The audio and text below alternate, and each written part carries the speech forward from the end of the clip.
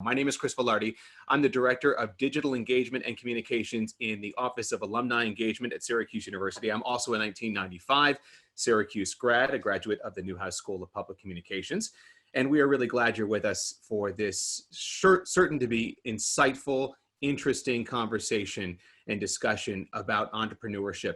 These are unprecedented times. These are uncertain times. You've certainly heard that so many times over the last few months. What does that mean for founders? How are founders responding to it? How are they going to be able to position themselves moving forward? We're going to talk about all of that during our discussion. But before we get to the discussion, I do want to give you a few logistics for our event. We have muted your microphones for this event. If somehow yours becomes unmuted, we ask you to please put it back into mute. We will also be trying to spotlight our speakers, but for you, the best way to do that is to put your screen, your display in speaker view. That way you're sure to be able to see the person who is talking. In addition, we will have some time at the end for Q&A, for question and answer.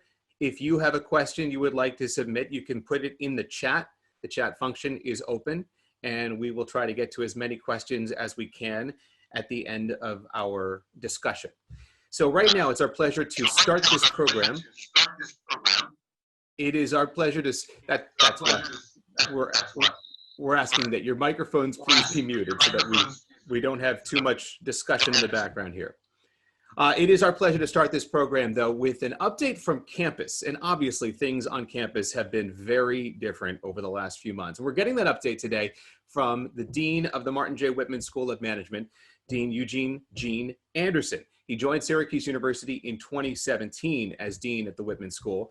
He served as Dean at the University of Miami School of Business Administration from 2011 to 2016. Prior to that, he was the Dean Maynard Phelps Professor of Business at the University of Michigan, serving in a series of leadership roles, including Senior Associate Dean for Academic Affairs, Associate Dean for Degree Programs, and Academic Director for the Executive MBA. He is, as you know, if you have ever met or spoken with him, passionate about student and alumni success, high impact research and education, diversity and inclusion, and the potential for business schools to advance the economic, social, and overall health of communities worldwide.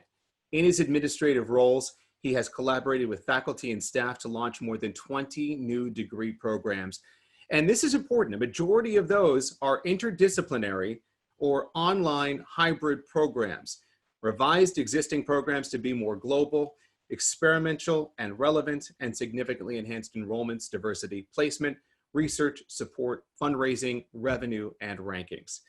Dean Anderson's research on customer satisfaction and business performance has been published in all 4 premier academic marketing journals, and he has served on their respective editorial boards. In a recent study, 3 of his papers ranked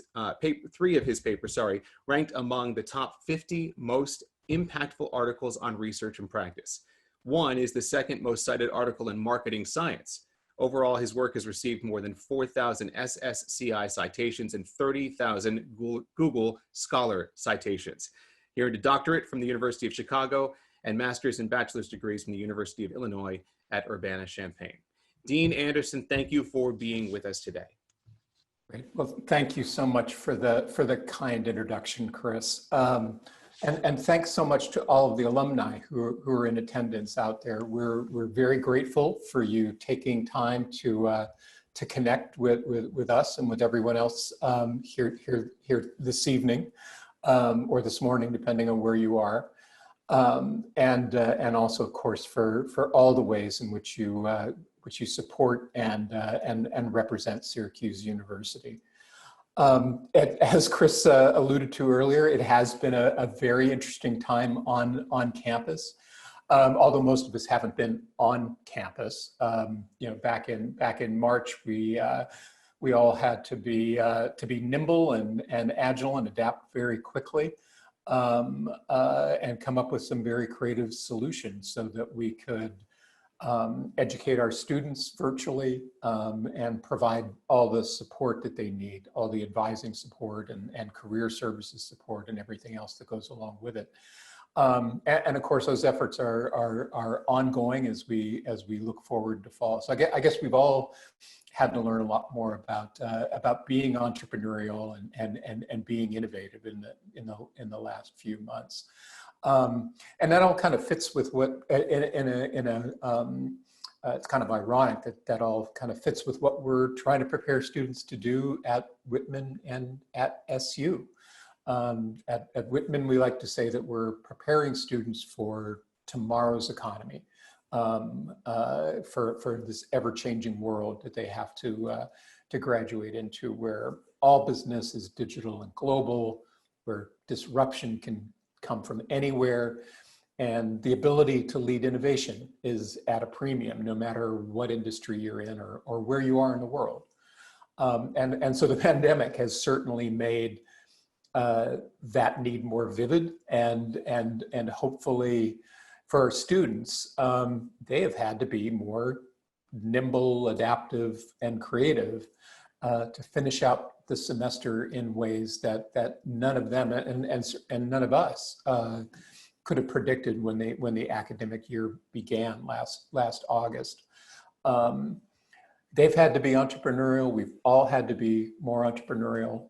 And so hopefully the extraordinary experience that we've had the past few months, and that's continuing for many of us right now, is going to help them become the kind of entrepreneurial leaders that tomorrow's businesses, whether they're large or small, are going to need. And that's a belief we've had for a long time. The school has believed, since long before I got there, the school has believed that every Whitman graduate and really every SU graduate should know how to think like an entrepreneur and how to drive innovation and change. The school had one of the first standalone entrepreneurship faculties in the world. You're going to hear from one of our great faculty members in a few minutes. And it's long been a leader in trying to infuse entrepreneurial skills and thinking into all of its courses, all of its programs. The school offers an entrepreneurship major and minor, teaches, I think, well over 3,000 students a year. All Whitman students take the required entrepreneurship capstone course. Many of you who are alumni in the last 10, 15 years have probably taken that course. And entrepreneurship and innovation are pervasive in other parts of the school as well, whether you're talking about marketing or management, retail or supply chain. Entrepreneurship and innovation are core to what we're trying to teach students to do these days. And the school and university offer plenty of co-curricular resources to support students as entrepreneurs and the innovations that they're pursuing as well. Whether it's through the school's own Corey Hatchery and the advising and resources students can find there, or Syracuse University's Blackstone Launchpad, which has a central location on campus in Byrd Library that makes it open and accessible to everyone all the way across campus. And we're providing strong community program as well, outreach to the Syracuse community, including we've got a place called the Southside Innovation Center, and then the WISE Women's Business Center, both of which provide training and coaching for hundreds of entrepreneurs locally every year, with a special emphasis on underrepresented and underrepresented minorities and women entrepreneurs. So all of these efforts around entrepreneurship, again, they're targeted at preparing students and really alumni and considering the word students very broadly to include community members for a world in which business as usual is no longer going to be the norm. It's going to be, I guess, not business as unusual, I guess, is where we seem to be headed.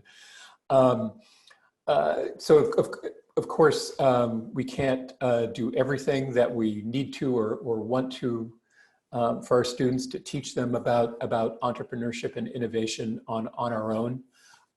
In many cases, our very best partners for doing so are our alumni, whether it's providing experiential learning opportunities or connecting our students with internships and full-time jobs, or supporting our entrepreneurial activities through your philanthropy.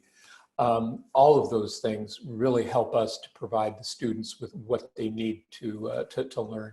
And I think in some ways those things are more important in entrepreneurship than in any other. We can teach students the basics of finance, analytics, and so on in the classroom on our own, but often we need to partner with small enterprises and with our alumni in order to provide the kind of experiential learning opportunities that students need in entrepreneurship. So we can't thank you all enough for all you do to support Whitman and SU, but thank you. And so with that short, brief introduction, I'll sign off and just say, be good entrepreneurs, keep your heads up, keep your eyes open, be well and stay orange. And I'll turn things back over to Chris. Dean Anderson, thank you very much for that introduction. And so many of the things you just talked about are the things that we are certainly going to address in this discussion.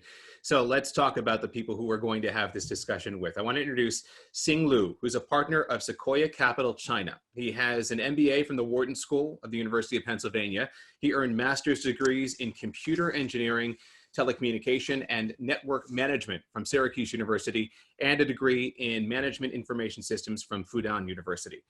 He has led and participated in Sequoia's investments in so many technology and consumer companies, a few of them VIP Shop, JD.com, 51 Talk. There are so many others as well that he has been involved in. Prior to joining Sequoia in 2007, he worked with Merrill Lynch in Asia, Xerox, and a Silicon Valley enterprise software startup company in investment banking, technology R&D, software development, management, and strategic consulting functions. He also helped establish Syracuse University's Greater China Alumni Endowed Undergraduate Scholarship, which supports students from Greater China. And alumni, parents, and friends have contributed and are always welcomed and encouraged to contribute to that scholarship fund. Our other panelist today is Alex McKelvie. He's Associate Dean for Undergraduate and Master's Education at the Whitman School of Management at SU and a Professor of Entrepreneurship. He was a longtime department chair in the Department of Entrepreneurship and Emerging Enterprises. At Syracuse, he has taken a leading role in developing and teaching world-class programs, including designing new courses and training programs for the Institute for Veteran and Military Families at SU, which is an important part of what Syracuse University does. He has many teaching awards from Syracuse University, the Whitman School of Management, the EEE department, and from his former university in Sweden as well.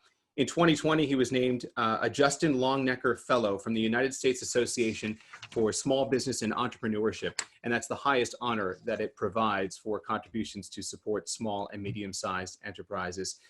He has worked with startups here in the United States, also in Sweden, and his work often deals with two main areas: how and why do firms grow, and how do entrepreneurs make decisions about opportunities, and you're going to hear a lot about that today. He has published his work in most entrepreneurship journals. He's on the editorial boards of multiple journals. You will hear his expertise, and we are so thankful for both of those gentlemen for being with us today. So Xing and Alex, thank you both for being with us. And I'm going to just start with the first question. And the first question is one that I want to throw to both of you. And that is something that we've talked about. How has the climate for entrepreneurs changed in the last 6 months because of COVID-19? And how has it first changed in Asia and then obviously spread across to the Western world? So since we'll start with Asia, Xing, I'll ask you to answer first. Thank you very much, Chris, and also the Syracuse University to invite me and to have this opportunity to share with you what I observed, what I learned from my work in China. To answer Chris's question, which is a very, very good question, I think over the last 6 months, the founders and entrepreneurs that I've worked with and I observed in China has gone through two distinctive periods of time. In the first stage, it was really very stressful, anxiety, and trying to find all ways to survive this crisis, if you will, right?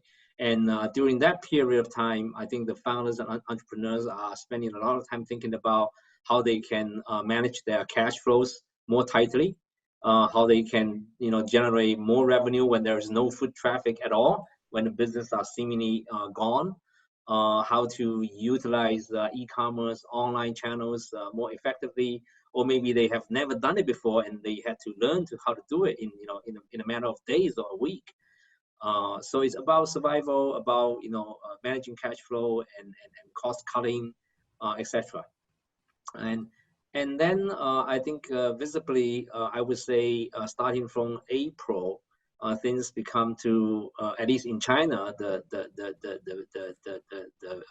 COVID-19 situation has been relatively under better control.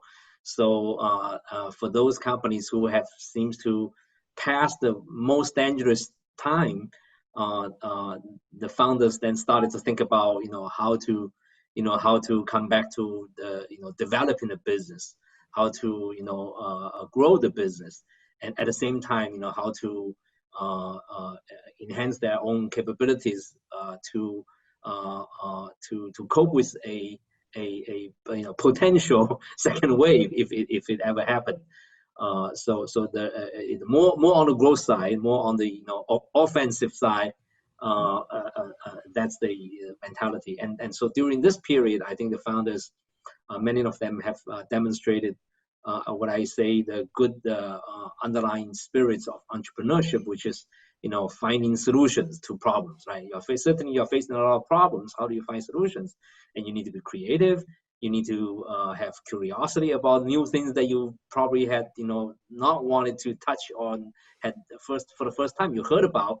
And so the curiosity and also the tenacity of not taking no for an answer, and and just trying to fight on and move on.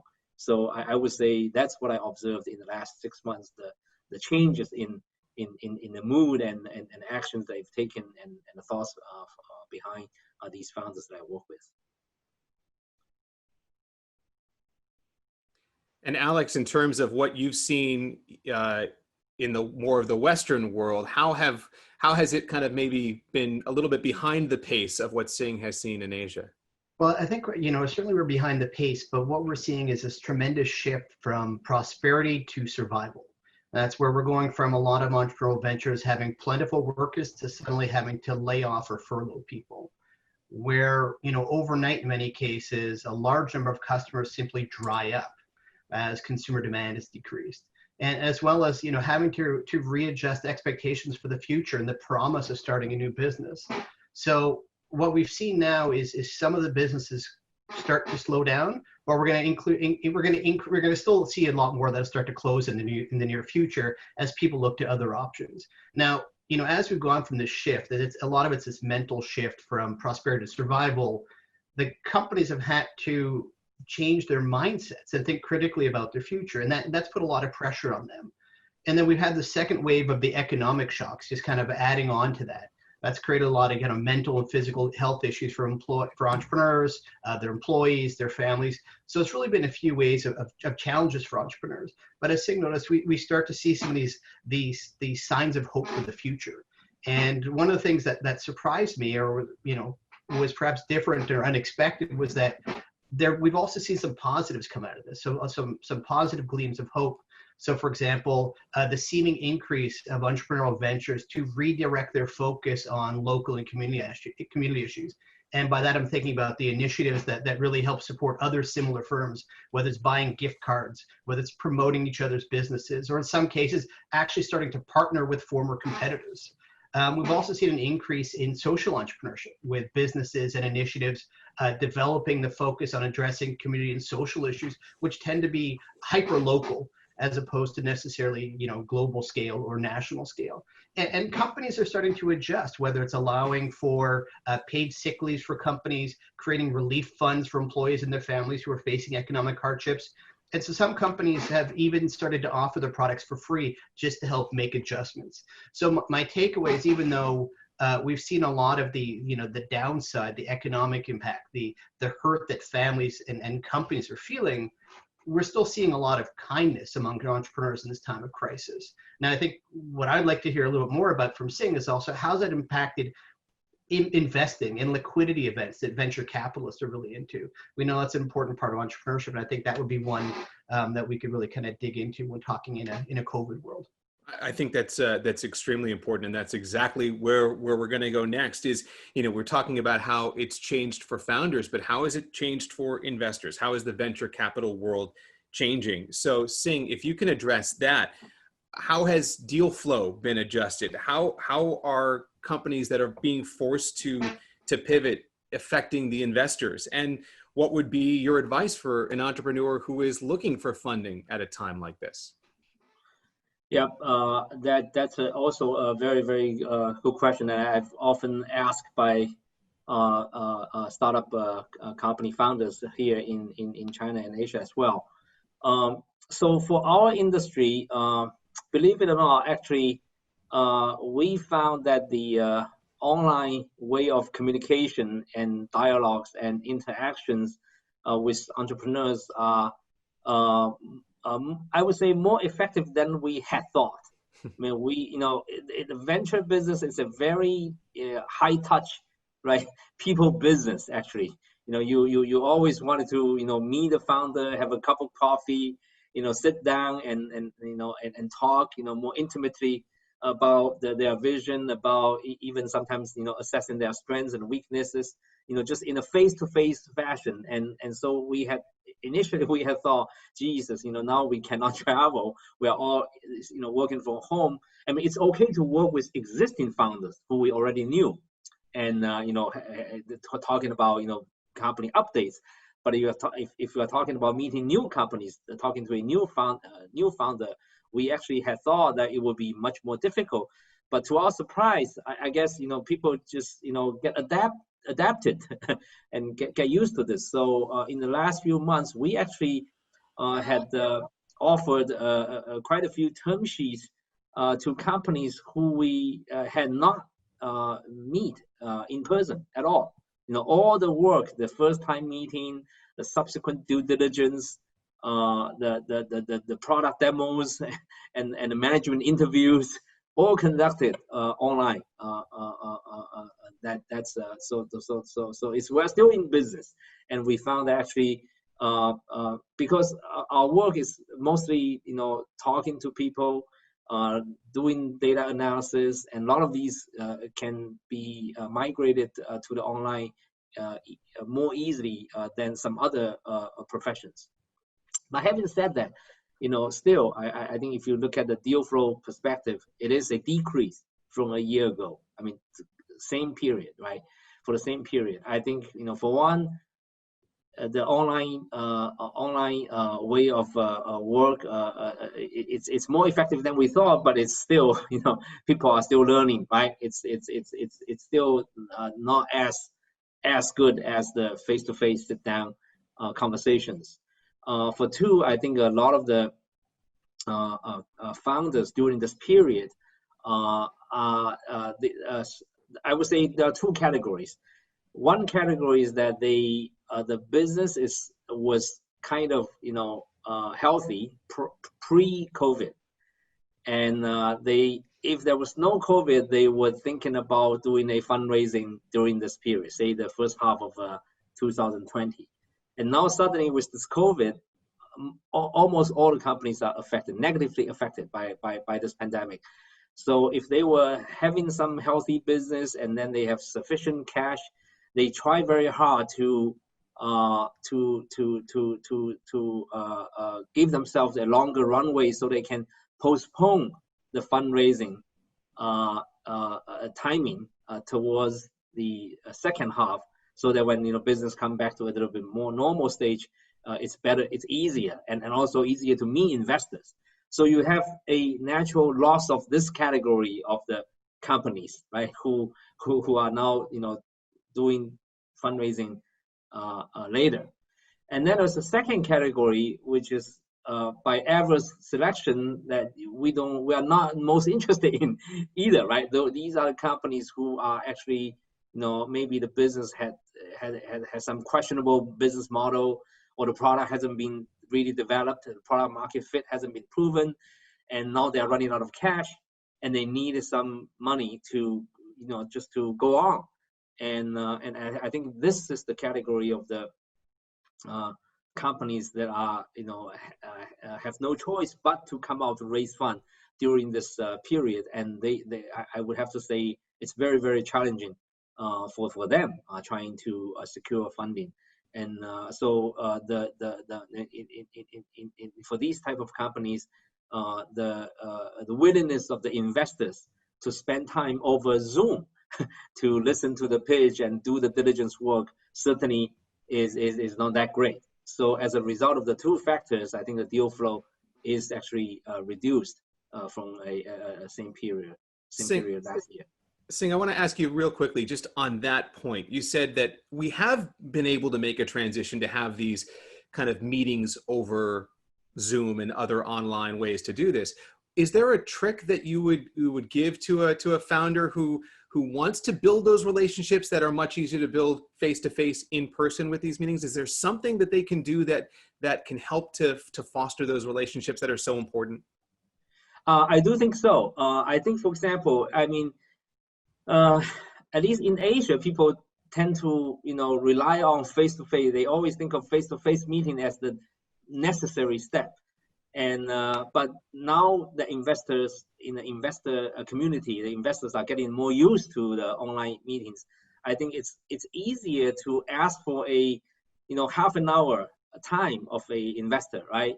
And because they are working from home, it's easier to find that half an hour empty spot versus during a busy, travel schedule, hectic, transportation takes up a lot of time to find that empty spot. So I think it's easier to ask for that half an hour spot.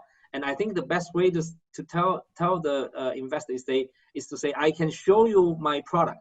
I can show you something, right, online, and as equally as as you would sitting in my office, because I think investors would always like to see that demo of your product, and I think if you can make your solution somehow demoable through this online communication, whether it's a video, whether it's some kind of visual effects or some animation, whatever.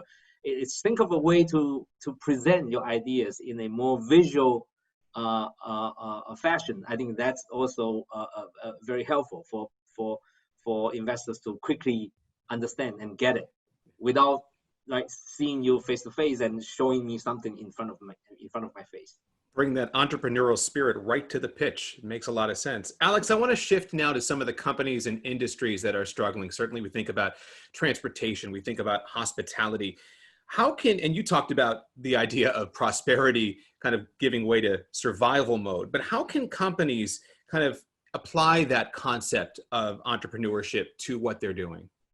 So we've seen some companies doing a very good job right away to adapt. And I think within small businesses, we saw restaurants, pubs, breweries that quickly learned how to adopt their business models to takeout or delivery only. We saw others pivot quite quickly to doing what they were usually doing in manufacturing to suddenly getting into PPE, hand sanitizer, and basically having a market with open arms ready for them. And we've also seen some companies that have really kind of reestablished their sites beyond just local to really thinking about the communities and regions that they now serve. And so what we've seen there is we've had some minor shifts. Now we've also had some of them who've simply changed their business models entirely, and that'll be select services that now people are offering remotely. That I'm thinking of the dojo or the training session that now does things over Zooms, or readjusting to the demands of clients, whether it's changing payment structures, unbundling, so basically taking apart the different combined services that people offer and offer them at lower prices. In some cases, we're even seeing companies adjust by offering high-end customers something that's now changed their economic situation and the convenience of not wanting to live from home. The other big shift that I think we're seeing is also in the export market. So you mentioned before they spent a lot of time in Sweden. Sweden's been in the news a lot for their approach to responding to COVID. And what people forget for there is a small country like Sweden relies quite heavily on exports. So the more that you need to affect the global supply chains, the more you need to sell to companies outside of your country, the more challenging it gets. And so we see in areas that have a lot of hospitality, a lot of services, they've been hurting. And certainly that'll continue to hurt as people's expectations for live face-to-face experience also adjust. And so where I think we're going to see a big switch is where traditional industries where you needed to be face-to-face will now start to question, you need to meet with people.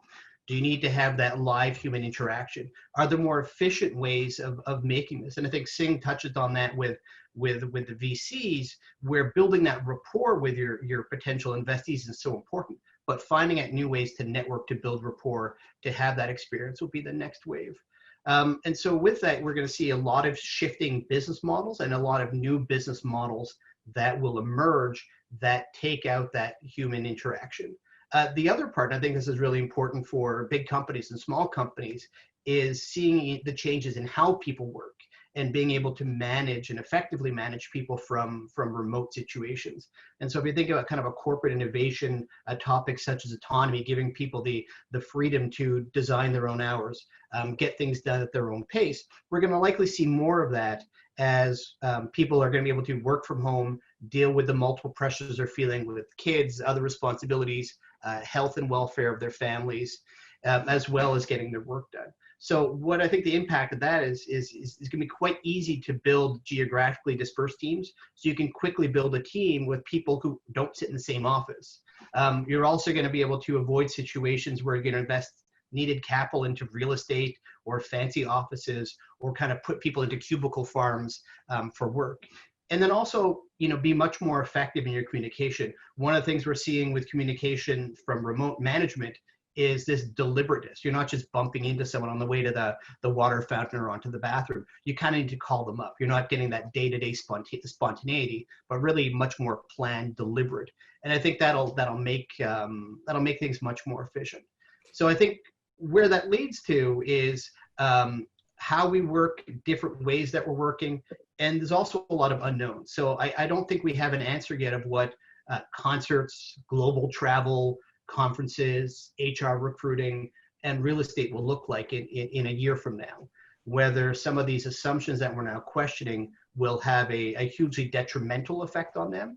It looks like we might, as people are starting to think twice about large groups, but I don't think we have the answer yet, and we also can see how long that lasts. I think when we saw a lot of those changes 12 years ago with the 2008 financial crisis, a lot of things got cut down on discretionary spending, but we may see the health concerns become much more pervasive and people staying away. So I think we're going to see a lot more further adjustments to some of these experience-based industries as well. It's interesting to think that we make adjustments because we've had to over the last 2 months to, as you said, survive. Now the question is, some of those adjustments maybe are for the better. How do we use that moving forward? Xing, I want to talk a little about Sequoia. You're a company that funds companies both in Greater China, in the US, around the world, but particularly with the US and Greater China. How would you compare those two ecosystems, especially now? They were probably different before. Are they more different now, or are they more the same because we're all facing the same pandemic? I would say in the technology space, in consumer internet, between US and China, the difference is that in the US, the consumer internet is very, very concentrated on on the big guys. I mean, or should I say, the big guys seems to have been dominant forever, and it's very hard to innovate and to find a new spot to create something to grow into. And whereas in China, one of our portfolio companies, Pinduoduo, who made an earnings release last week, and now the second largest e-commerce platform. I mean, it's a very, very young company, and when you thought you had the Alibaba, you had JD, it seems like it's impossible for a new startup company to become the second largest e-commerce platform just within a few years. And well, it actually happened, right? So so that's pretty fascinating. And also in China, you have Tencent, the WeChat, right? The sort of the equals to Facebook plus maybe Twitter, if you will. And you have such a dominant social network and an online game company like Tencent, but still, ByteDance just suddenly, came out, with the, killer app, Douyin in China and TikTok elsewhere in the world, and winning consumers all over the world, right? And so it seems like the China's startup ecosystem, despite of the big companies, there are still more rooms, seems like, for these entrepreneurs to find something. Of course, it becomes more difficult now, right? Now that you've got these 5 or 6 super apps in China, and it becomes more difficult than before. But in the US, it seems like there's only maybe 2 or 3 super apps. So I think that's on the consumer internet side. I think the ecosystem is quite different, and perhaps because of that, in US, we actually see more entrepreneurs working in the business technology side, right? On a SaaS software. On the other hand, US it's a fabulous market for software, a cloud computing business, and over the last few years, we continue to see either early stage or the mid growth stage companies that my partners in the US have invested in many of these great companies. I mean, Zoom, for example, is one of them, and so that's a very vibrant in the US, whereas in China, the business technology startups seems to having a more difficult time scaling up their business. We have seen a lot of startups in the business technology side, in the SaaS, the data analytics, the AI arenas, but the speed of the growth is not as fast as investors or the founders would like to see, right? So I think that's also reflects the two countries' different stages of the economy. In the US, I think most of the business technologies customers, the governments, the businesses, whether it's large enterprises or small and medium businesses, they are relatively speaking more mature than the Chinese counterparts, the institutional customers of these type of companies.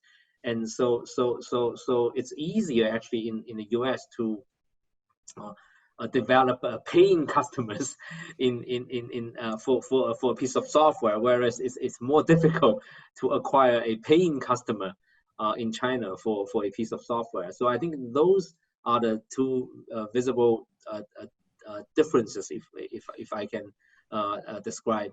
But I do see some commonalities as well. I mean, Chris, you may be asking, what are there anything that's the same? I think that entrepreneurs in both markets, both countries, they are all very, good problem solvers. They don't, as I said before, they are very tenacious. They have a passion for their own products.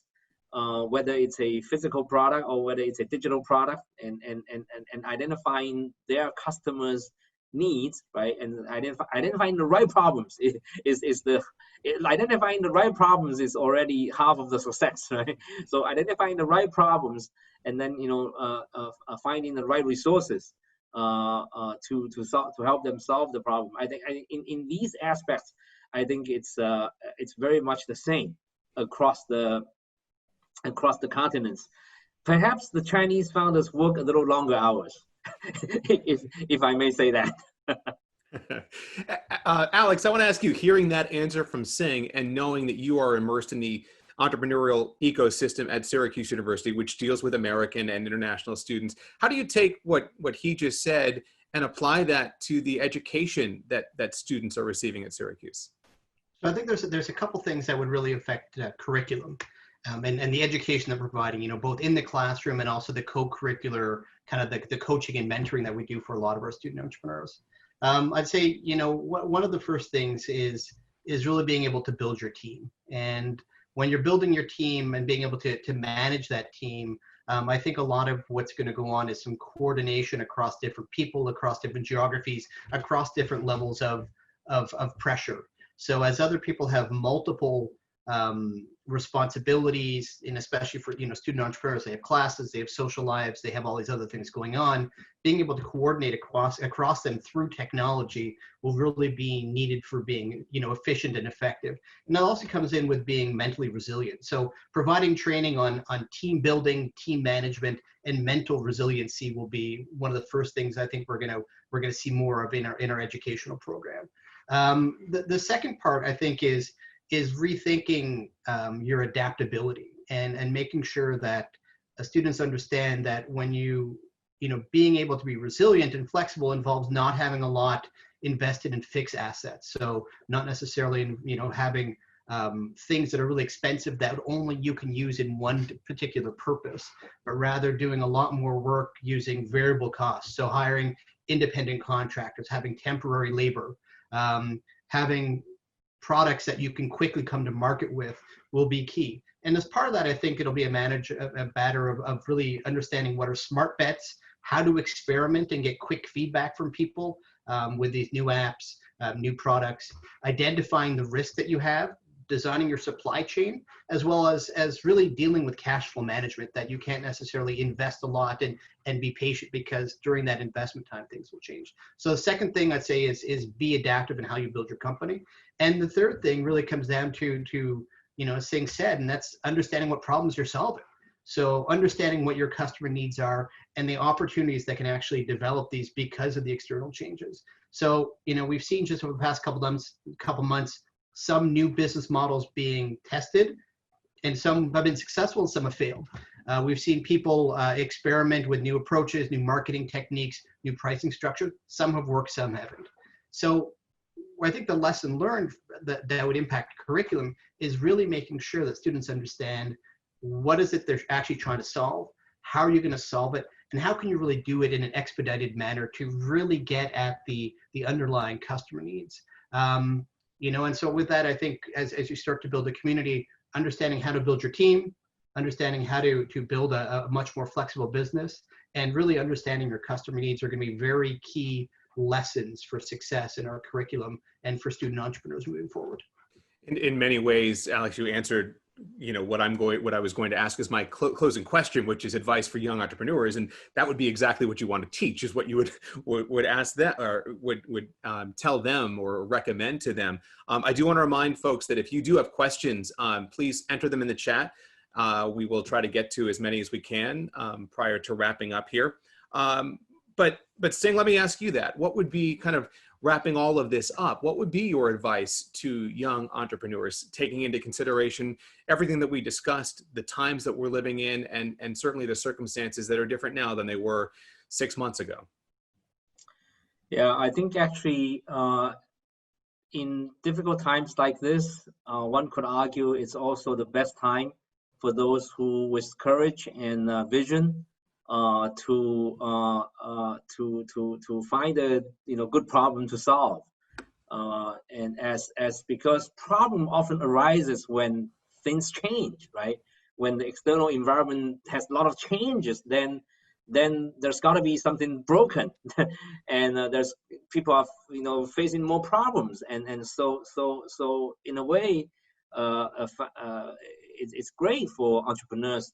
It's a great time for entrepreneurs to think about, to look around and see, what are the things that I feel passionate about solving that problem, and do I have the tools or the resources or the capabilities myself to solve that problem.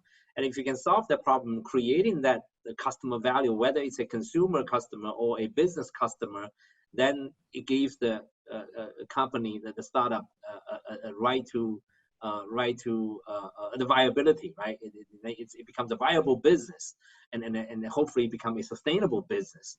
So I think that's one. I would encourage founders and entrepreneurs to be more creative, be more daring to think about what are the opportunities out there. Secondly, I think it's the times like this also again teaches us that tenacity is just it's absolutely critical if you want to be an entrepreneur, because you will be facing uncertainties and black swans, and there's a saying that the frequency of black swans seems to be become more frequent than before, right, than the last 50 years. So be prepared to face uncertainty often requires tenacity in those very trying times and difficult times. You need to be able to have some inner strength, and then you also need to be able to inspire and keep the team together, and that goes back to what Alex just mentioned about in school. It's better to learn about how to keep the team together, how to build a team, and how to motivate a team. And so I think that the tenacity characteristics is also important, and I think that's something that can be built. I mean, that's a character. I mean, some people are born with it, but I think that's actually a character that can be built, can be taught, and can be developed. So I think that's also a important thing to in this period of time. It's probably a good time to develop that. And then lastly, I would say curiosity. I think entrepreneurs always it's a lifetime learning, lifetime learner. All the entrepreneurs are lifetime learners. And if I look at some of the more successful founders at least in China, I mean the founder of ByteDance, the founder of Meituan Dianping, the founder of PDD. I mean, these are the young people. I mean, now not that young anymore, but they're still younger than the founders of Tencent and Alibaba. And why these younger generation can achieve this level of success is because every day they are learning, right? They keep on learning. So again, I think coming back to the university's role in a society is to teach our students the ability to learn and how to learn smarter, and also most importantly the spirit of I just have to learn something every day. And I think that that curiosity is what drives your habits, or drives your desire to learn. So I think those would be my I think high level suggestions. You're never done if you're always seeking more knowledge, right? I mean, that's Exactly. really what it's all about. Exactly. I want to shift, and this is a question that we had submitted earlier. I want to shift to higher education. And Alex, you talked a little about how the curriculum may change, but what about kind of overall applying the concept of corporate entrepreneurship to pivot in this COVID-19 environment and beyond? How do you see higher education perhaps doing a little more of that? So I think for many schools and many universities, this pivot has started a couple of years ago. So high quality online education is not new to this industry. There are many players it is new to, but to the industry it's not new. And so where I think we're going to see some very clear demarcation is what is truly high quality online teaching and what is just remote teaching. And what I mean to distinguish there is that to be a high quality online educational program takes substantial investment, preparation, and being able to address the need to have experiential learning, as well as having dynamic interactions. So the bad rep that online education gets is that it's essential listening to a podcast, that you listen to information going outwards. And that is a very bad model for online education. That's where I'd say is remote teaching from your home, listen to someone talk at you. I do not think that is here to stay. I think that is the bad model that will hopefully go away. But more universities will hopefully learn how to effectively leverage high quality, produced, highly engaging, highly dynamic online education. And that's one of the things that we've done with our MBA program over the past 5 or 6 years. We've been working with a partner by the name of 2U, very high quality work that allows students to really participate in their education. And that is what quality is. Now, what we're going to see is that online education works better for certain audiences, but not for everyone. And so we're going to see a clear shift of some students who want to have the on-campus, high-touch, high-feel, all-encompassing educational experience. And some feel very comfortable with the increased independence, stay at home, keep your job, but be able to be responsible for a still high-quality education. But the key to success, I think, with the online part is the dynamic, engaging, high-quality experiential, not just passive listening. I don't think that's a good model for learning for anyone. And so I think we're going to see a lot of universities, make investments into online learning, but it has to be the right investments into the high-quality dynamic aspect. Yeah, it has to look like an education that someone would expect. That's really important. Another question that came in is the idea of adjusting and accommodating for kind of the new norms of social distancing and that kind of thing. And sometimes it requires changes, some substantial physical changes, infrastructure changes within a business. And someone who has a small consulting firm is wondering, how much should they lean into that? How long should they be feeling like this may last for a while? So I need to invest in this. How do businesses make those kinds of decisions about shifting to survive and then perhaps really changing, much like education, what it feels like to experience that type of service? Xing, do you want to start or do you want me to go first? Why don't you go first? Sure. So I would say, especially for a small consulting business, you don't have to commit yet. You can try both. And there may be some customers who feel much more comfortable with, having meetings for the one-on-one interactions. Do I think we're going to get back to having coffee with each other in the next couple months? Absolutely.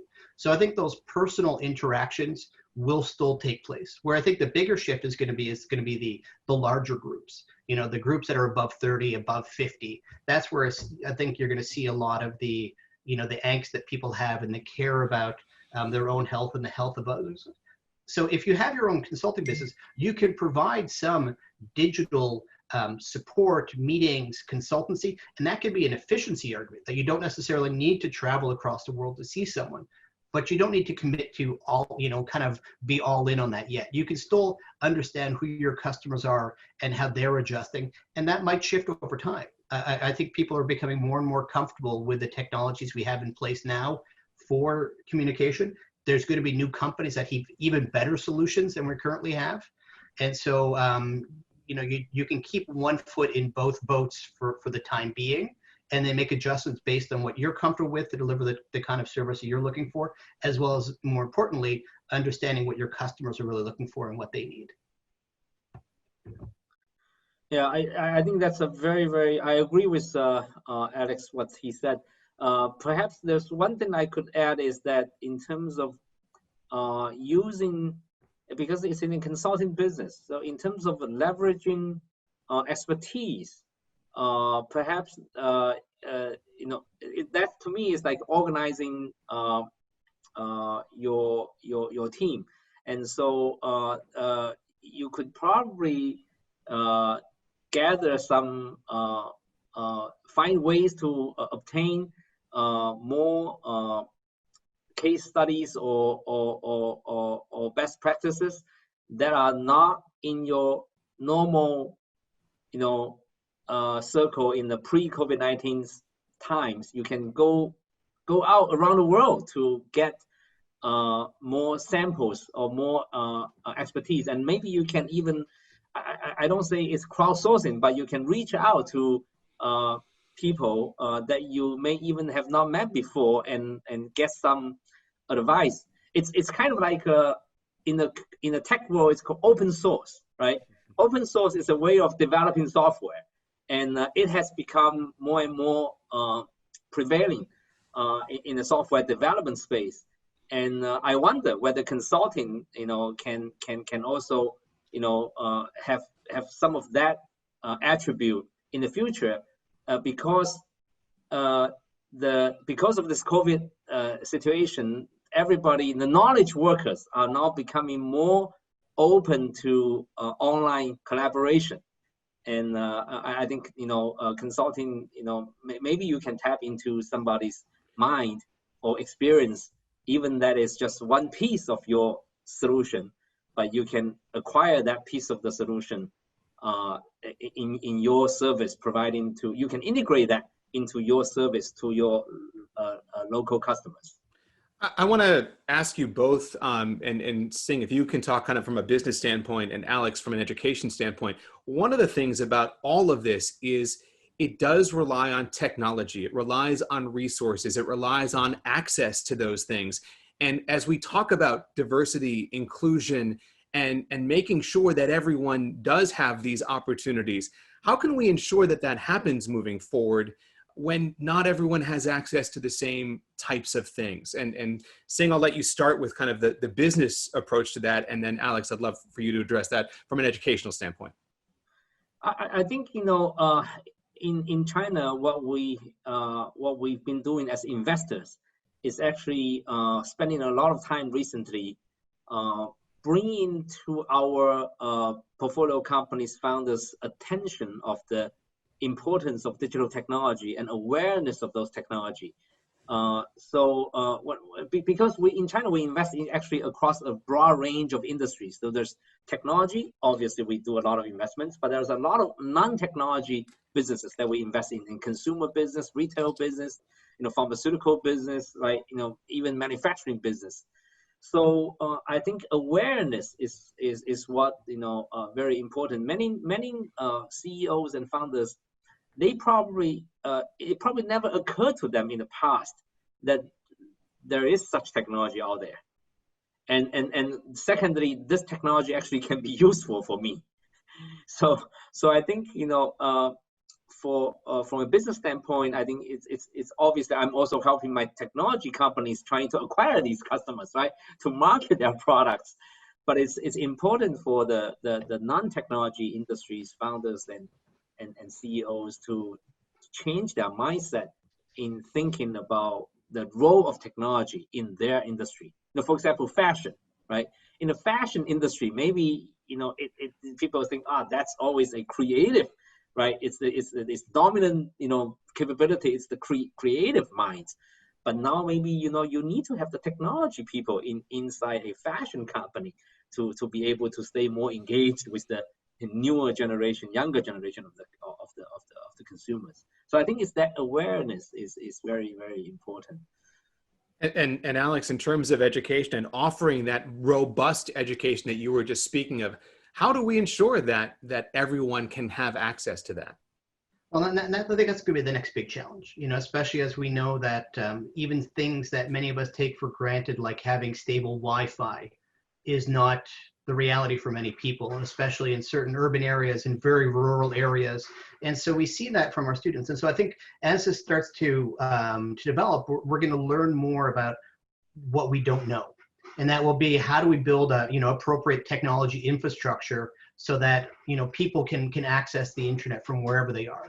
How do we provide low cost technology, whether it's through mobile phones, whether it's through inexpensive laptops or tablets, to allow students to be able to continue their education for elsewhere? So even for something like tablets, are we able to develop really low cost tablets that are still effective? So for, you know, $50 a head, are we able to give, you know, every school-age child a tablet to be able to learn from home? And so I think we're gonna learn more through developing more into the infrastructure, to better understanding what these needs are, and looking to see what are cost-effective but satisfactory ways from doing that, to allow students to be able to continue on with their education. The other part, I think, is as we continue to learn, is adapting to those who have learning differences. And so, for example, we're doing this on Zoom.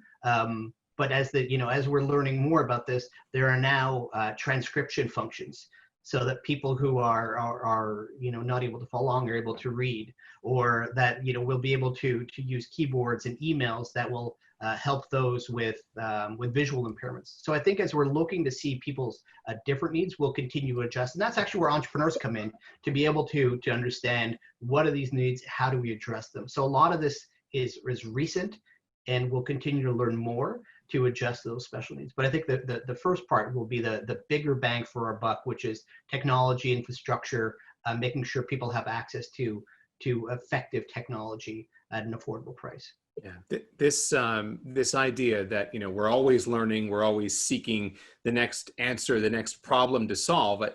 It sets people up well if they think like that, if they have that that mindset, and I think that's what we heard here I today. think if I don't know if I can share a picture. I think on the topic of access to technology, I bumped into this picture yesterday, and I thought it's a very wonderful picture. But I don't know if I can share that. Let me try. Okay, I cannot share. Sorry. Okay. Anyway, maybe I can send it to through the chat and see if I can send a picture. Okay. Anyway, sorry. No problem. I do want to be mindful of people's times. It is 10 o'clock, and we did want to try to keep this to an hour. We know that many of you have other things going on here, and we want to be mindful of that. But we also want to thank Xing and Alex for your time, and Dean Anderson, of course, as well for starting us off today. I think that there was so much covered here, and I think if nothing else, it gives folks who do feel this uncertainty and discomfort with where things are in the world some hope that this entrepreneurial spirit will be able to continue to move us forward and keep seeking answers to questions that we all have, and solutions to problems that we are finding. So Xing, I want to give you a chance to, any closing thoughts for you? No, I think you said it very, very well, Chris. If I can do a little plead here, is that Esther earlier had mentioned that we now have a Greater China Alumni endowed scholarship at Syracuse University.